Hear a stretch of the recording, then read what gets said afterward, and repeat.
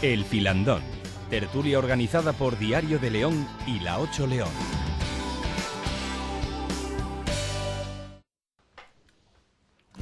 ¿Qué tal? Muy buenas noches, bienvenidos un miércoles más al Filandón, a este espacio que en La 8 y en colaboración con el Diario de León abrimos cada semana para repasar los asuntos más destacados de la actualidad. Una actualidad que desde hace ya mucho tiempo viene marcada por la situación económica, a la que nos queremos acercar desde el punto de vista de los sindicatos. En concreto nos acompaña el secretario provincial de Comisiones Obreras aquí en León, Ignacio Fernández.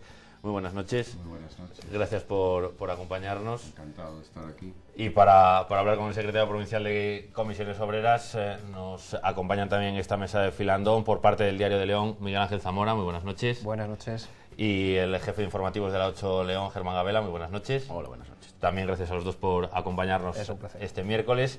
Y presentada la mesa de Filandón, entramos en materia porque, como decimos, el tema es muy amplio, este campo, esta situación económica y todos los problemas que venimos viviendo en los últimos tiempos, son muchos los asuntos que abordar, y por ir centrándonos poco a poco e ir poniéndoles ese matiz de actualidad, echando la vista, aunque sea también de forma un poco más amplia y a nivel nacional, a esa reunión mantenida por el presidente del Gobierno con los distintos agentes sociales, en los que se intentaban establecer bases para el diálogo social, para intentar buscar soluciones a la situación que atravesamos.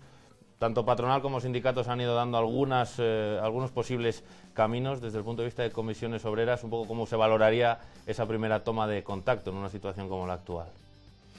Bueno, una herramienta sindical en los últimos años nunca abandonada por nosotros fue la del diálogo social. Y hay administraciones con las cuales ha estado vivo a pesar de la crisis, pongo por caso con la Junta de Castilla y León. Es un proceso que ha dado sus frutos también en estos últimos años difíciles. En otros casos, pues no ha habido esa voluntad política y ha vivido un tiempo de stand-by absoluto, vamos, que de stand-by casi era apagado, ¿no?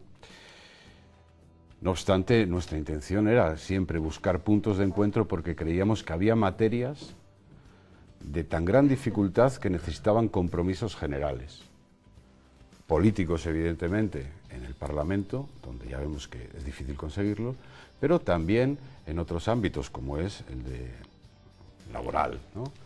Y por eso, en este caso, citados por el presidente del Gobierno, pues hemos acudido a este encuentro con la esperanza, efectivamente, de volver a abrir caminos que nos permitan entendernos más allá de las diferencias que existen ahora, que son grandes, pero sin duda hay materias comunes que tenemos que explorar, y si hay coincidencia, pues seguramente será beneficioso. Si no la hay, nosotros seguiremos manteniendo nuestras posiciones y defendiéndolas con otras herramientas que también son conocidas.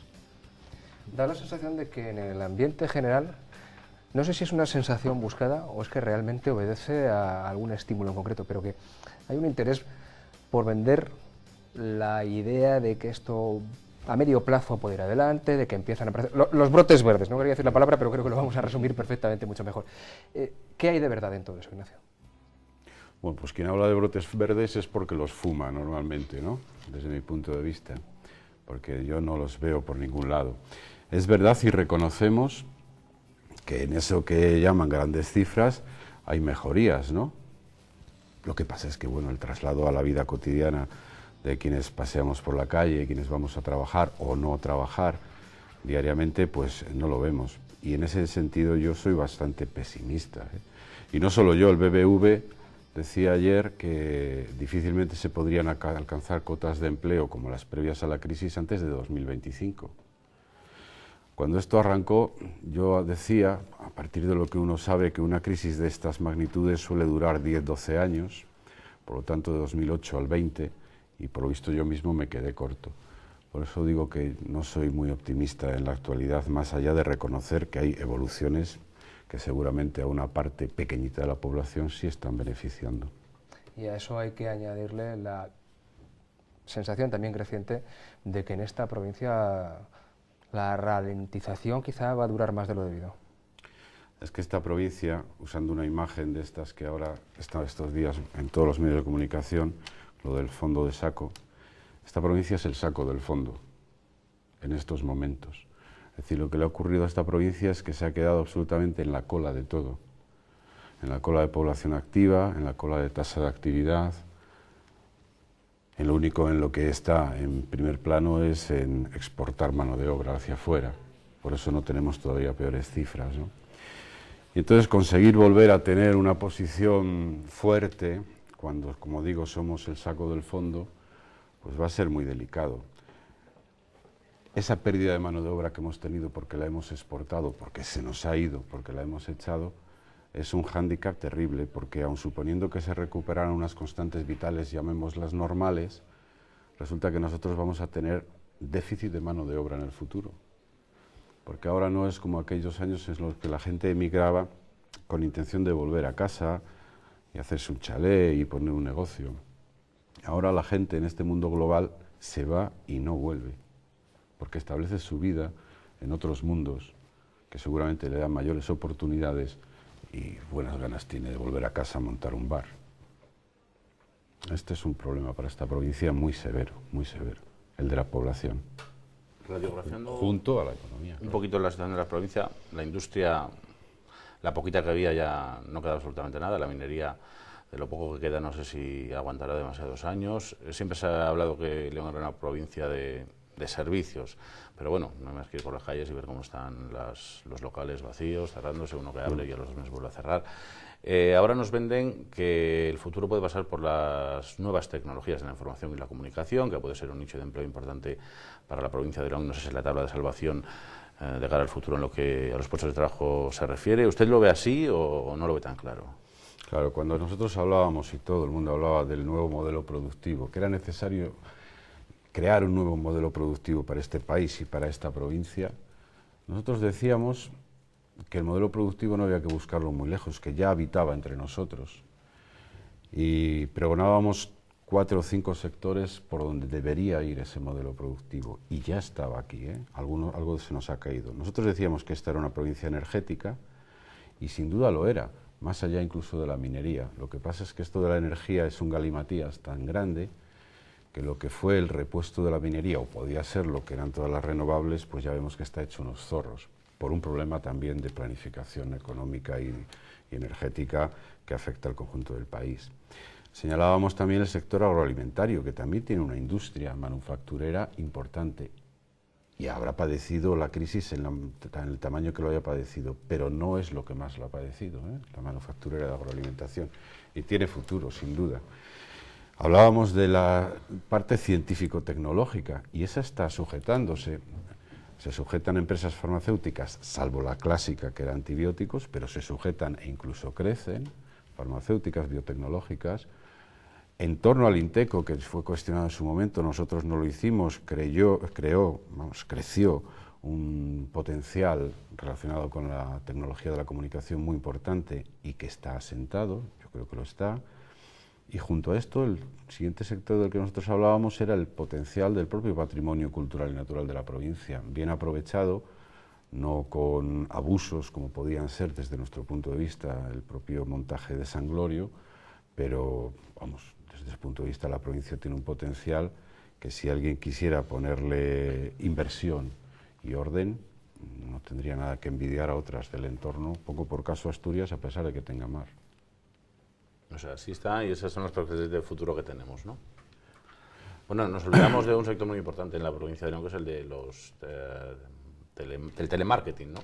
Bueno, ya, sí, bien. Sí, y luego se enfadan conmigo mis compañeros y compañeras porque nunca lo pondero lo bastante. Es verdad que es un sector que tiene vida en la provincia de León, pero es un sector tan móvil, tan fácil de mover como quitar un ordenador esta mesa y llevarlo a otro. Por lo tanto, no es un sector con cimiento, a pesar de que algunas de las empresas aquí asentadas sean de origen leonés, como Telemark, pero otras, ya digo, es tan fácil como mover un ordenador de una mesa a otra. Es más, yo recuerdo que cuando la crisis de la minería, las diversas crisis de la minería, una vez discutiendo con compañeros nuestros, pues, que cuando pregonaban aquello que era necesario hacer una autovía que uniese Ponferrada, Villablino y todo el eje subcantábrico y tal, algunos decíamos que la mejor autovía era meter un cable así de gordo hacia Villablino, donde, por ejemplo, empresas de este tipo podían tener asentamiento, o de otro, ¿no? Entonces, por eso digo, el telemarketing efectivamente tiene importancia en la provincia, pero su solidez de estancia en ella a perpetuidad es relativo. Ahora que menciona pues, cuencas mineras y hablaba antes de una provincia energética, ¿qué futuro le ve a la minería ahora mismo, que es uno de los pilares, el más delicado y el que está más en la cuerda floja? Pues el futuro que quiera el señor Soria, porque en definitiva estamos en sus manos siempre, ¿no?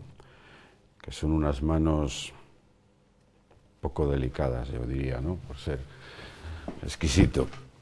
El problema de la minería, como yo señalaba antes, es el mismo de todo el problema energético en el país. Nunca se ha sabido hacia dónde vamos en materia de energía en este país, en el conjunto, ¿eh?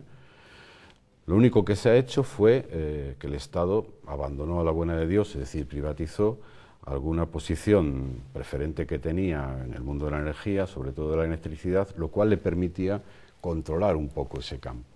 Ahora encima no tenemos ninguna titularidad en esas empresas, con lo cual somos rehenes de ellas. Y aparte de ser rehenes de las empresas energéticas, eléctricas fundamentalmente, pues como digo, nunca ha habido una política de energía bien definida, ¿no? Cuál es la apuesta estratégica, sino que hemos ido dando palos de ciego y en un momento dado en el gobierno Zapatero se apostó como que íbamos a ser el modelo de las renovables, así lo vendimos y hoy somos pues hazme reír en esa materia, ¿no? Las inversiones que la gente hizo y que fueron importantes porque podían ser rentables, pues en este momento no saben cómo afrontar la deuda que les ha generado. En esto tiene que ver también, sin duda mucho, la Unión Europea, que nunca ha estado convencida de abordar el tema energético como un conjunto de toda la Unión, y ahí está, ahora lo vivimos, las dependencias del gas respecto a Rusia o Ucrania, etcétera, etcétera, que nos complican la vida. Por lo tanto, ¿qué será de la minería en todo este mar inmenso? Por un lado, en lo que está al alcance, lo que quiera Soria, que nunca lo dice claramente y por lo tanto no es un individuo de fiar. Y en segundo lugar, pues tenemos dificultades severas de orden medioambiental que nos impiden pensar que si no se consigue una combustión limpia del carbón, sea una energía con futuro. Ignacio, ¿por qué nadie vio que la reconversión no iba en la dirección adecuada? Porque es difícil, supongo, ¿no? Es decir, porque hay intereses muy inmediatos en la vida de todos, ¿no? Muy inmediatos. En la vida de los trabajadores porque tenemos la costumbre de comer a diario y por lo tanto a veces los proyectos a largo plazo nos obligan a sacrificios que aunque estemos dispuestos a asumirlos no son fáciles de soportar. Y en el caso del sector empresarial porque también nuestros empresarios, y yo creo que esta es una crítica que debe hacerse, locales, son empresarios muy cortoplacistas, son empresarios de miras muy inmediatas, por eso aquí la construcción brilló. Y entonces pensar en hacer una inversión que genere un campo productivo nuevo a medio o largo plazo, por lo tanto tener unas inversiones sujetas a no rendir producto año tras año, pues esto no anima mucho. Y siempre esperaban que viniera alguien de fuera, por eso siempre se decía, no, hay que buscar que Villanueva busque empresas que vengan aquí y tal. No, yo creo que a quien había que haber comprometido eran a los propios empresarios mineros, para empezar, que fueran los protagonistas de su reconversión, que ya el dinero han ganado bastante, y en segundo lugar los empresarios locales. De todos modos, a nivel de pueblo llano, también todos queríamos un frontón y un polideportivo y una piscina al lado de nuestra casa, eso también es cierto. Sí, sí, eso es verídico y todo en eso todos hemos sido absolutamente papanatas, ¿no? Hemos sido bastante, vamos, tontos nuevos ricos, ¿no? Y se han hecho cosas que no debieran hacerse, es decir, que al hilo de los fondos mineros efectivamente se produjeron, no diré abusos, ¿no? Sino cuentos de la lechera, que al final sabíamos que el jarro se iba a romper y nadie lo supo evitar, nosotros seguramente tampoco. ¿El futuro del carbón pasa por la nacionalización, como defiende, por ejemplo, partidos como Izquierda Unida?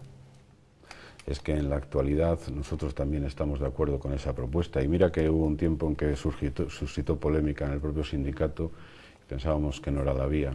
Yo creo que sí, que en este momento sí. Sobre todo porque ahora se produce una competencia desleal, por decirlo así, entre la minería pública y la privada, ¿no? Donde es imposible coordinar los dos polos incluso sindicalmente. Incluso sindicalmente para nosotros es una dificultad entendernos con nuestros compañeros de Asturias de la minería pública, ¿no? Entonces, visto cómo está la mayor parte del sector en ruina relativa, porque alguna ruina es interesada, yo creo que sería una buena decisión del gobierno nacionalizar eso, meterlo en una única empresa pública, y si tiene que concluir en el 2018, concluiría sanamente. Porque de lo contrario, lo que puede ocurrir es que ya la demos por muerta antes del 2018, porque el empresario privado no le interese sujetar eso hasta el día de la defunción. Algo que une a la minería, por ejemplo, y a otra de las grandes industrias que quedan y siguen agonizando en la provincia, como es antibióticos, es la espera por un empresario o una empresa que las adquiere, que le intente dar un nuevo aire. No sé cómo ves esa situación de empresas como CMC, como antibióticos, que dependan de que una empresa llegue de fuera, y esta vez sí, porque por ejemplo en el caso de antibióticos ya han pasado diversos dueños, pues puedan impulsarlas y mantener cierto tejido industrial y empleo aquí en la provincia. Bueno, antibióticos, si resiste y resucita, nunca será, desde luego, como la conocimos, ¿no? Es decir, siempre será una factoría menor y posiblemente con una diversidad de productos pues, que no es la que tuvo clásicamente, ¿no?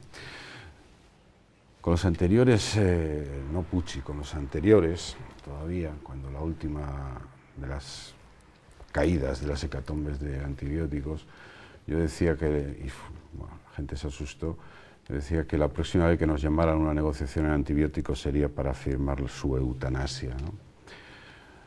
No porque yo quisiera que muriese de antibióticos, pero era insostenible en los niveles en los que estaba, y teniendo en cuenta el zafarrancho que habían montado dentro los Monte Edison y compañía, ¿no? Era necesario dar una dimensión más pequeña a aquella empresa, era necesario buscar otro tipo, ya digo, de patentes o de producciones, y lo que ha ocurrido con Pucci ha sido como una especie de segunda fase de lo que hicieron Monte Edison y compañía, es decir, esquilmar la empresa todavía más. ¿A quién le interesa ahora esto? Yo creo que a muchas empresas les puede interesar. ¿Por qué? Porque tiene unas instalaciones en materia de fermentación muy útiles, muy útiles en este campo, muy útiles, y yo creo que ese es su principal producto. Segundo, porque tiene unos trabajadores en esta materia muy bien formados, caros, porque son de una edad bastante elevada, pero muy productivos. Y tercero, pues tiene una situación preferente dentro de lo que son las instalaciones industriales de la provincia y de la ciudad de León, ¿no? Entonces yo creo que habrá salida, posiblemente, pero lo que convendría es que los administradores concursales resolvieran la papeleta cuanto antes, porque esta agonía tan larga lo que ha llevado es a la descomposición de la empresa, a la descomposición en atenderla, a la descomposición en mantenerla, a la descomposición en sostenerla, y la descomposición de la propia masa laboral, que ha acabado enfrentándose entre sí, porque evidentemente no podía ser de otra manera cuando uno ve que aquello se muere y no hay luz. Entonces es un ejemplo de descomposición terrible, pero tendría salida en una dimensión pequeña. Nosotros el problema que tenemos es que defendemos el empleo al 100%, y por eso estamos también sosteniendo las banderas hasta el final, claro. ¿Hay algún antibiótico incipiente por ahí a la vista por el que ustedes teman? ¿Por el que nosotros apostaríamos? No, ¿por qué teman? Quiero decir, ¿hay alguna otra empresa que a medio plazo vean que puede entrar también en ese proceso de descomposición? No tengo noticias así inmediatas, al menos de ese sector. Ya digo que, exceptuando antibióticos, el resto de las empresas biotecnológicas, farmacéuticas, etcétera, están sosteniéndose francamente bien durante esta dura travesía, y no creo que vayan a tener dificultades en el futuro, por lo menos viendo un poco cómo está el propio mercado y al que ellos mismos han accedido y conquistado, que es un mercado ya internacionalizado y potente. No creo que esas empresas corran riesgo. El riesgo de antibióticos es que ha sido una empresa que pasó de ser dirigida por industriales a ser dirigida por financieros. Por lo tanto, se convirtió en materia de especulación, no en materia de producción. Ese ha sido el problema de antibióticos desde mi punto de vista. Y hablando de financieros, ¿terminamos ya por fin con Caja España y Unicaja o no? Jolín, pues ojalá. Lo digo porque más que nada es como la crónica de la muerte anunciada y eternamente retransmitida pero aplazada, ¿no? Es un empobrecimiento enorme para la provincia de León la pérdida de Caja España. Lo que la obra social de Caja España ha hecho, ha invertido en cuestiones no puramente financieras, sino en naturaleza social, cultural en la provincia, llegó a ser del volumen, para entendernos, de lo mismo que invirtieron los fondos europeos cuando nos incorporamos a la Unión Europea y se hicieron muchas obras, autovías, peatonalizaciones, etcétera, ¿no? Es decir, que eso desapareció para siempre. Es decir, ese plus que tenía la obra social de Caja España, donde acudías para financiar el equipo de fútbol de tu barrio, eso ya no va a existir nunca, por poner un ejemplo muy modesto. Y financiaba muchos equipos de fútbol de barrio, ¿eh? Y cuando digo equipos de fútbol, digo exposiciones de pintura. Y luego, en lo que suponía Caja España de gestor de crédito al alcance del pequeñísimo empresario, que como tú decías son muchos, ¿no?, por el sector servicios en esta provincia, pues eso también se acabó. Quiero decir, y al BBVA, por citar uno que hemos mencionado, o a cualquier banco grande, ahora el bar de la esquina le trae sin cuidado. Esto Caja España lo cuidaba más, porque era, por decirlo así, el banco del barrio, ¿no? Aunque hubiera todos los abusos, tejemanejes y barbaridades que se hayan producido allí dentro, que deberían ser investigadas y penalizadas en lo que tuvieran de ser penalizadas, ¿no? Entonces esto es una tristeza. Que al final se junte con los de Málaga, bueno, pues eso permitirá que compatibilicen en oficinas y que no se haga la competencia entre ellos y por lo tanto permitirá que pervivan en nuestra provincia más oficinas de las que hubieran pervivido si hubiera sido nacionalizado, eso sin duda. Pero aún así, para esta provincia es una pérdida terrible, terrible. Sí, al hilo de lo de Caja España y de los tejemanejes que se comentaba Ignacio, ¿quién tiene la culpa de que Caja España haya acabado así? ¿Son solo los políticos? Porque los sindicatos también estaban sentados en el Consejo de Administración, ¿no? Alguno. No, no nosotros precisamente. Sí, algún sindicato. Sí. No, bueno, entre todos la mataron y ella sola se murió seguramente, ¿no? Y esto no es echar balones fuera. La mató, no sé si decir así, la mató la vida, ¿no? La mató porque vivía o se murió porque vivía. Bueno, sobre todo la Caja España, como todas las cajas, se mueren porque los bancos tienen un interés exagerado y notable en comerse ese pastel. Eso sin duda. Es decir, los errores de gestión que tuvieran podían haber sido perfectamente reconducidos por un Banco de España en su sano juicio y haber seguido adelante.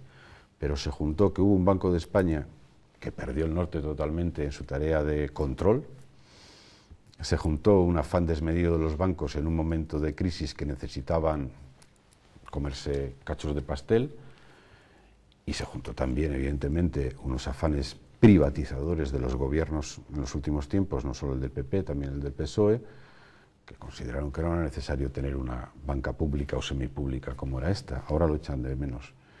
Entonces, eso fue el caldo, ¿no? A partir de ahí, quienes estaban dentro gestionando, pues evidentemente cometieron abusos que acabaron de hacer el agujero absolutamente negro. Ya no era un agujero pequeñito, sino era negro, se los comió, se los devoró. Y quienes estaban sentados en el Consejo de Administración, pues qué duda cabe que tienen responsabilidades. Nosotros las hemos reclamado, pero parece que en este país no se lleva esto mucho, por desgracia. Vamos a hacer en este momento una pausa. Hemos hecho un repaso bastante amplio de la situación de la provincia, pero seguiremos puntualizando, profundizando en algunos de estos aspectos y en otros después de esta pausa para publicidad, un breve descanso y regresamos ahora mismo en el Filandón. Hasta ahora.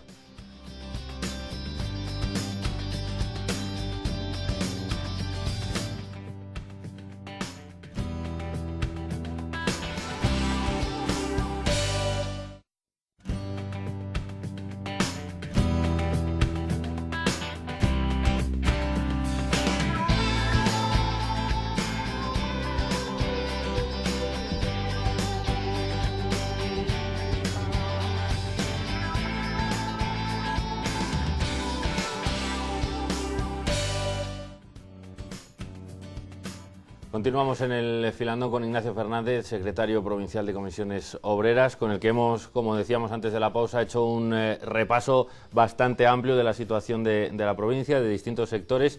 Ahora me gustaría acercarme a otro aspecto, que es el de las infraestructuras. En los últimos días estamos a vueltas con la polémica sobre la llegada del AVE, la integración del ferrocarril en León Capital, en San Andrés.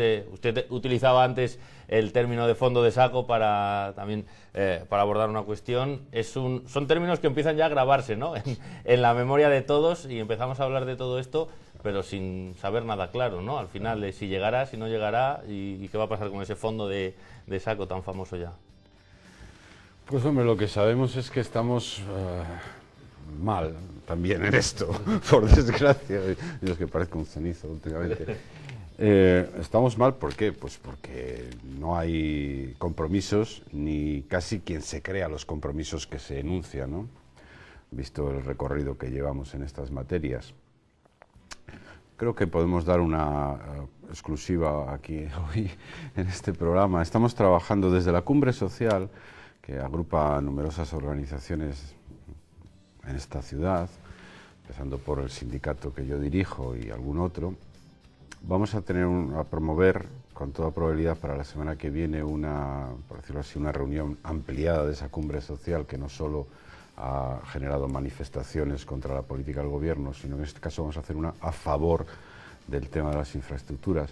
Vamos a invitar a participar en una reunión a partidos políticos, incluido el propio Partido Popular, ¿por qué no?, a organizaciones empresariales y de otra naturaleza, con el fin de salir a la calle, en este caso reclamando lo que la provincia se merece, entre otras cosas para dejar de estar en ese saco del fondo, ¿no?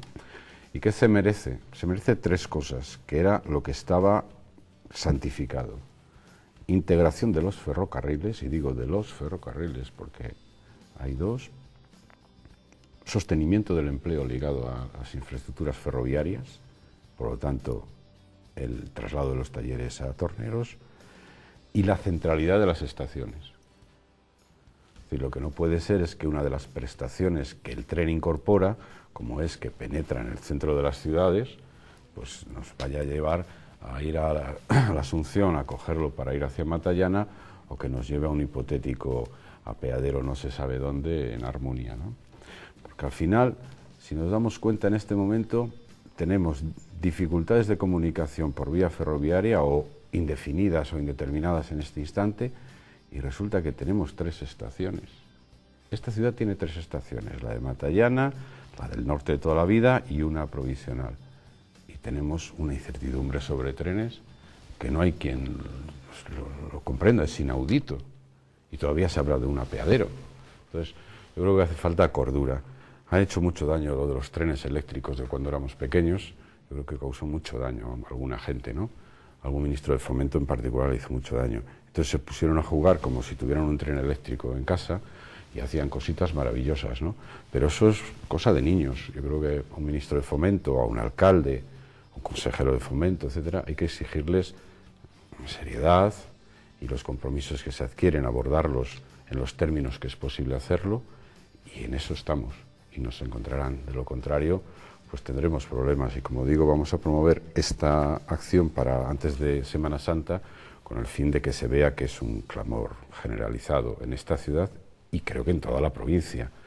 Sin olvidar una cosa importante, que no nos nuble la vista el AVE, porque tan importante como el AVE es el transporte convencional.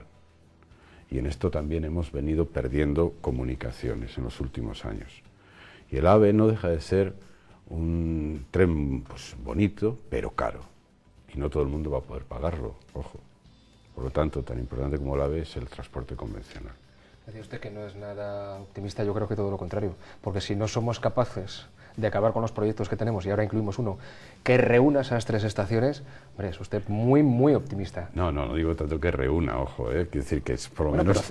centralizar de alguna forma. No, hombre, es ir un paso más allá, vaya. No, centralizar significa mantener la vieja estación de Matallana y posiblemente recuperar la vieja estación del norte, que llamábamos de siempre, ¿no? La de Guzmán, ¿no? Y yo creo que esas 2 estaciones tienen vida por delante, sin duda. Cualquier otra cosa sería, insisto, hacer trenes de Disneylandia. ¿Y el CRC? Bueno, el CRC va incluido, por decirlo así, en lo que se refiere al empleo vinculado a las infraestructuras ferroviarias, ¿no? No solo es la defensa de los talleres, con su traslado a Torneros, como estaba comprometido, sino también, claro, el control del AVE, que para eso se ha hecho un bonito edificio, y está el personal. Es que el personal que va a trabajar en esos cometidos existe ya con este destino. Por lo tanto, no es más que una decisión también política, evidentemente. ¿Y la integración cómo se puede plantear? La que inicialmente se puso sobre la mesa, que ahora dicen que es inviable porque las plusvalías, que era lo que iba a financiarla, no se pueden obtener. Hacer un mini soterramiento de 500 metros, como proponía el alcalde de León hace mucho tiempo, que ahora tampoco lo tiene nada claro. ¿Cuál podría ser la solución? Bueno, hay dos cosas. Una, desde el punto de vista sindical, nosotros creemos, lo hemos trasladado en el sector ferroviario, creemos que hay que volver al origen del proyecto, es decir, un enterramiento modesto. Sobre todo porque sólo así existirá continuidad de AVE hacia Asturias, real. Es decir, no por otra parte va a pasar el AVE hacia Asturias y hay una infraestructura ahí ya realizada en Pajares que está para ser aprovechada, ¿no? Solo por ese lado. Es decir, estas historias de que el tren venga desde Asturias y pase de largo, ¿por dónde? Por el bypass. Pero si el bypass es también una estructura temporal, como decíamos de la estación esta que tenemos ahora. El bypass necesitaría desdoblarse, el bypass necesitaría una inversión también severa. Es decir, y por otra parte basta montar en un Alvia de estos que van a Madrid para comprobar que un 50% de la población de los viajeros suben en León. Es decir, no sería rentable 100% solo con los viajeros de Asturias, salvo algunas composiciones. Eso por un lado, quiere decir que, por lo tanto, tiene que ir por el trazado que toda la vida tuvo. ¿Con un enterramiento menor? Pues seguramente sí, menor, el suficiente. No hace falta 3 kilómetros. ¿Que esto significa que en algunas partes se ve el tren? Pues ojalá se vea el tren. Es que tenemos una manía de enterrar los trenes cuando son tan bonitos. Es que hubiera sido más barato y posible a estas alturas seguramente haber hecho un soterramiento de Doctor Fleming o de la avenida de Palencia, ¿no? Posiblemente hubiera sido mucho más fácil. Lo que pasa es que hay una obsesión de los ingenieros por enterrar los trenes que yo no les comprendo. Yo creo que hay que ver los trenes, hay que verlos pasar. Ahora parece que hay distintas versiones según a la institución a la que se escuche. Desde el Ministerio se dice que debe ser una cuestión urbanística, por lo tanto de administración local y autonómica. Desde el Ayuntamiento de León dicen que en las reuniones no les han dicho eso, que el Ministerio sigue adelante con el proyecto, pero habrá que ver en qué condiciones. Desde la Junta también dicen que el AVE sí o sí a todas las capitales. Al final parece que, aun siendo del mismo partido, no acaba de haber un mensaje unificado. Evidentemente, porque cada uno tirará para donde tire y administra lo que administra. Desde luego, lo que no es de recibo es que el Ministerio de Fomento diga que las integraciones en las ciudades que se las coman los ayuntamientos, sabiendo que los ayuntamientos están en una situación precaria absoluta, ¿no? Eso es tanto como decir que no lo va a hacer nadie, ¿no?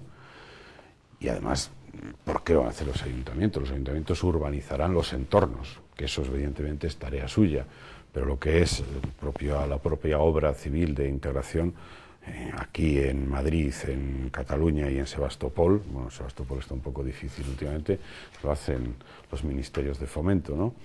O sea, quiere decir que eso está claro. Y luego, a mí me preocupa lo que ha dicho Silván sobre que es prioritario que el AVE llegue a todas las capitales como sea.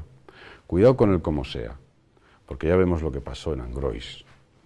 Es decir, en Angrois hubo un accidente terrible de ferrocarril porque era urgente que el ferrocarril llegara a Santiago cuanto antes.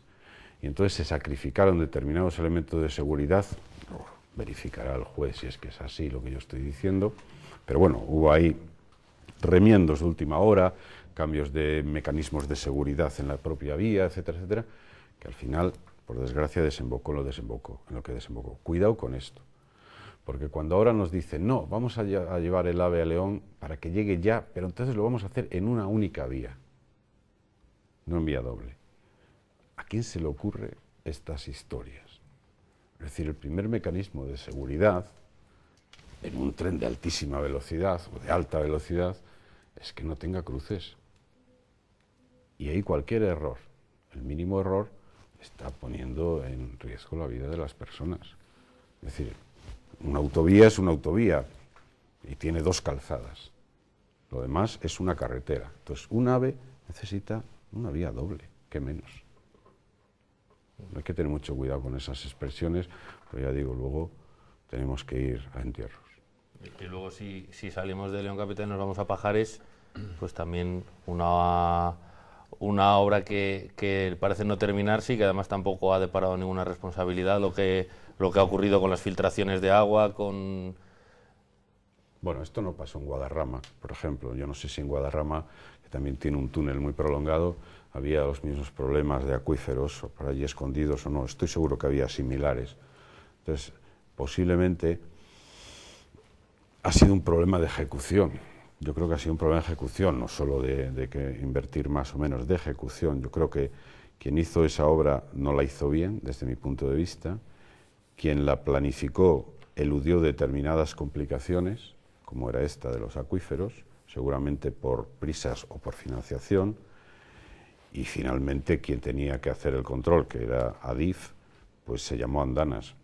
Por lo tanto, ahí hay responsabilidades que a alguien se le deberían demandar, sin duda alguna, ¿no? Porque eso ha incrementado el presupuesto del proyecto y todavía lo incrementará más porque es necesario impermeabilizar esos trazados, claro. ¿Y con el aeropuerto qué hacemos? Jolín, pues... ¿Cuál es la solución más racional? Vamos a ver, contar con un aeropuerto objetivamente es bueno. Eso yo creo que nadie lo discute. No deja de ser un medio de comunicación que lo tenemos al alcance. Y el problema del aeropuerto de León no es diferente al de otros aeropuertos de España. Es que la gente ha dejado de viajar en avión en general. En general. Es decir, Barajas ha perdido público, vamos, a carros, ¿no? Entonces hay un problema de menor uso del avión, eso está claro. Y luego, en el caso del aeropuerto de León, siendo una instalación óptima, creo que buena, una apuesta del presidente Zapatero por él muy importante, pues, hombre, hay competencia entre los 4 aeropuertos de Castilla y León y hay una administración que no ha sabido intervenir en cómo ordenar el tráfico aéreo. Y eso es responsabilidad de la administración autonómica. Quiero decir que no se trata de que compitan los 4 entre sí de una manera desmedida, pues ahora yo pongo vuelos aquí y allá al otro lado. Alguien debería poner orden en el tráfico aéreo de Castilla y León. Y si tenemos 4 aeropuertos, pues a lo mejor tenemos que especializarlos. Es una posibilidad que se me ocurre a mí siendo poco conocedor de la materia, ¿no? Pero no deberíamos desaprovecharlo. Yo creo que está bien, lo que pasa es que hace falta alguien con juicio que ponga, como digo, sentencia, serenidad y cordura en este tipo de transporte. No lo hay. Habla de 4 aeropuertos que compiten, ¿no será más bien 1 contra 3? Bueno, si lo decimos por Valladolid, pues, bueno, yo creo que hay más ruido que nueces, ¿eh? Yo creo que el alcalde de Valladolid hace un ruido del copón bendito y todos nos creemos. Yo tengo la sensación de que la gente es más cabal que los alcaldes, con todo el respeto para Emilio Gutiérrez, que se va a enfadar conmigo, ¿no? Yo creo que la gente es cabal y tampoco ve estas cosas salvo que se las canten. Es decir, si tú, el aeropuerto de Valladolid tenía unos vuelos a París porque la Renault estaba en Valladolid y es normal que los tuviera antes que León. Eso no era una competencia por ser Valladolid, es normal. Lo que es triste es que nosotros hayamos perdido esa conexión con París que la conquistamos, pero la hemos perdido por falta de viajeros y eso es incuestionable, ¿eh? Eso es incuestionable. Si antes hablábamos al principio de la conversación del problema de la población en esta provincia, es que es así, es que estamos perdiendo población y sobre todo población joven, que es una población muy viajera, aparte de los mayores de 60 que van por el inserso, claro. Por volver al tema de las relaciones laborales, vamos a hablar de la parte contratante de la segunda parte, o sea, de los empresarios. Bueno, de Javier Cepedano, ya ha tenido usted algún rifirrafe públicamente con él. Yo quería que me valorara un poco la figura del nuevo presidente del Círculo Empresarial leonés, recién elegido. Yo no sé cómo se quedó usted después de escucharle decir cosas como que la reforma laboral se ha quedado muy corta y que esto de despedir y contratar debe ser algo tan habitual como el comer, o hace poco decía que ya no merece la pena gastarse más balas en la minería, por ejemplo. Bueno, yo soy amigo de Javier Cepedano, no obstante, y también soy amigo de José Ángel Crego. Creo que puedo decir esto, ¿eh? Es decir, que no tengo problemas en decirlo ni nada por el estilo.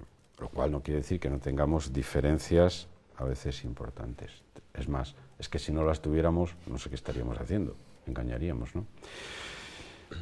Con José Ángel Crego hemos tenido muchas dificultades con su empresa, con Telemark, que siendo una empresa empleadora potente, es también una empresa salvaje, entre comillas, en la gestión de las cuestiones laborales, ¿no? Hemos tenido muchas dificultades Comisiones Obreras con ellos, lo cual no ha impedido que yo mantenga una relación amistosa con él. Y yo quiero que ese espíritu se traslade también a nuestra relación con el círculo empresarial, independientemente de que yo sepa que efectivamente él tiene unas posturas, pues casi voy a decir de extrema derecha empresarial. Pero yo he sido capaz de entenderme con él. He sido capaz de entenderme. A veces se ha llevado él el gato al agua, otras veces me lo he llevado yo, y bueno, medianamente hemos tenido un ten con ten aceptable. El círculo empresarial hay que tener en cuenta que es un club de empresarios que hacen actividades extraescolares. Es decir, el círculo empresarial no negocia convenios, negocia algunos convenios porque tiene disputas de representatividad con la FELE, no con nosotros. Por lo tanto, lo primero que tienen que resolver es el trato que mantienen entre ellos y el cacho que le toca a cada cual. Y por eso digo que al no negociar convenios, las posibilidades de choque son menores, porque donde más veces coincidimos, en la cancha en la que más veces coincidimos es en la negociación de convenios. Por lo tanto, no creo yo que con Crego vayamos a tener problemas. ¿Y con Cepedano?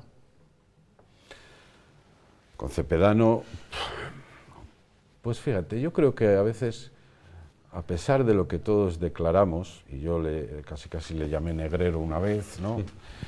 Pues yo creo que luego en las distancias cortas sí hemos llegado a puntos, bueno, relativamente sostenibles, ¿no? Sí que hemos llegado. De hecho, ahora, cuando a consecuencia de la reforma laboral se mató la ultractividad de los convenios, estuvimos a punto, la UGT y nosotros, junto a la FELE, de más allá de lo que sucedía en el resto del país, llegar a un acuerdo para los convenios provinciales de mantenerlos vivos. Luego, por circunstancias ajenas a todos nosotros, es decir, pues de las organizaciones nacionales y regionales, eso se fue al garete, pero estuvimos a punto, lo cual quiere decir que, llegado un momento, podemos ser todos muy razonables. Francamente, sí. Hablamos de convenios, tanto de empresa como convenios provinciales, de sectores.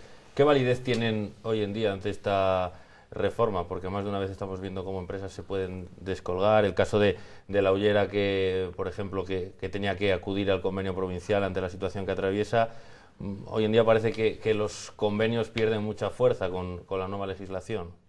Bueno, este es el objetivo de la reforma laboral, entre otros, era es decir, el desregular totalmente el mercado y someter las relaciones a lo individual, ¿no? Es decir, a que cada trabajador pacte con su empresario lo que tenga que acordar. Esto significaba poner a las dos partes en una situación de desigualdad, que ya sabemos quién llevaba las de perder, ¿no? Pero bueno, este era el objetivo, uno de los objetivos de la reforma laboral, y esto nos ha complicado mucho la vida a todos, pero también a los empresarios, porque a ellos mismos les ha puesto en una situación de competencia desleal absoluta. Es decir, no pensemos que aquí los perjuicios de no tener un convenio lo viven solo los trabajadores, que lo viven, sino que entre ellos se pasan a cuchillo. Es decir, que cuando no, los convenios permitían que un sector tuviera igualdad de condiciones competitivas. Ahora resulta que no, que yo me descuelgo, yo me cuelgo y yo hago el ringo-rango que quiera hacer, y esto hace que compitan de una manera muy desleal. Va en perjuicio de los propios empresarios. Por eso yo creo que ellos también lo entendían, me refiero a la FELE, y defendían la pervivencia de los convenios provinciales, porque significaba que había unas condiciones de juego medianamente similares para todos. Eso hubiera estado bien. Si la reforma laboral no acaba de satisfacer a los empresarios, porque de alguna forma todos están exigiendo que se vaya a más, y ya sabemos cómo les está yendo a los trabajadores, ¿hay alguna posibilidad a medio o largo plazo de revertirla y de recuperar esos derechos que se han perdido? Con otro gobierno, indudablemente, solo a través de esa vía, ¿no? Es decir, que no creo yo que por mucho que ayer Tojo tomara café con Rajoy, vaya a estar dispuesto de aquí a 2 años a cambiar de actitud, ¿no? Más bien lo contrario. Yo creo que cuanto más se acerquen las elecciones, aparte de gestos de la galería, más reforzará cada uno sus posturas, ¿no? Pienso que con otro gobierno. Cuando digo con otro gobierno no digo el PSOE. Y lo digo por lo siguiente, no porque yo esté haciendo campaña anti-PSOE, lo digo por lo siguiente, porque yo oigo al PSOE decir, cuando lleguemos al gobierno cambiaremos esta reforma laboral. ¿Y la suya?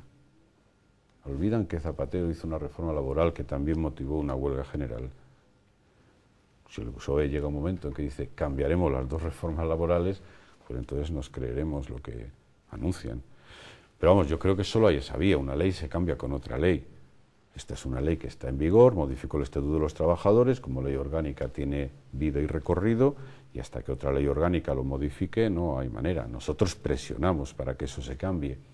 Y mientras tanto, presionamos y negociamos en lo posible, a veces con poco éxito, los reglamentos, los decretos que desarrollan esa reforma laboral que permitan aliviar las estrecheces a las que el corsé general nos ha sometido, ¿no?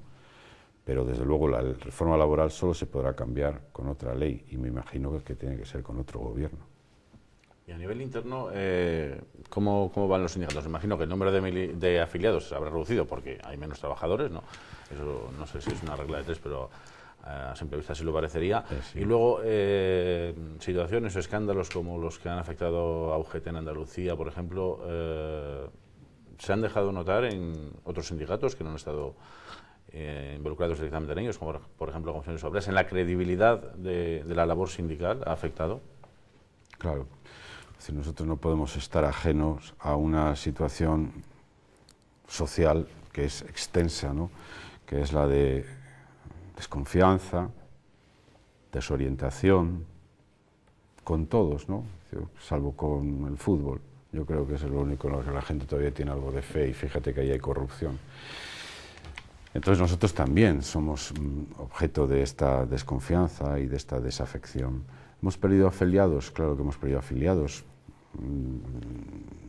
Lo primero que la gente tiene que hacer, como decía antes, es comer y cuando no puedes, pues reduces tus gastos y la mayor parte de la pérdida de afiliación que hemos tenido en estos 2-3 últimos años, por lo menos lo que expresan ellas cuando van a darse de baja, es eso, que lo hacen por razones económicas, ¿no? Y es así, aunque nosotros hayamos abaratado incluso las cuotas. Y en cuanto a los escándalos, bueno, yo no conozco todavía, por fortuna, ningún compañero de Comisiones Obreras que esté en la cárcel por razones de corrupción. Sí, en el lado empresarial hay varios. Por lo tanto, aunque nosotros protagonizamos muchas más portadas que la contraparte, yo creo que deberíamos ser eso, equilibrados en el juicio y en la valoración. Nos hace daño lo que está pasando en Andalucía.